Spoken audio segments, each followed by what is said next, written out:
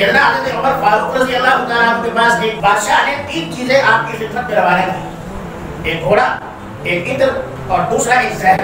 घोड़े को आपने बैतुल माल में ये घोड़ों में जमा कर दिया और इत्र को कहा कि ईद के दिन सब मुसलमानों को लगा देना, ये एहतियात से रखो। और जहर की पूरी अखोरी कहा कि ये कैसा जहर है। लाने वाले ने कहा अगर किसी को सजा देनी हो, मौत की सजा, तो इस जहर को सुंघा लेना इस तरह से, बस वो मर जाएगा। सैयदना अमीरुल मोमिनीन ने फरमाया अच्छा मतलब बड़ा जहर, पानी लाओ।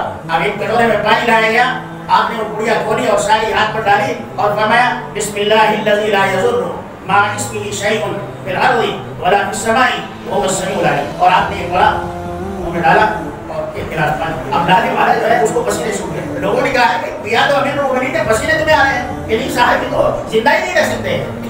अमीरुल मोमिनीन के पेशानी पर जरा सा पसीना आया और उसके बाद आपने साफ किया, फरमाया ये मुसलमान थे।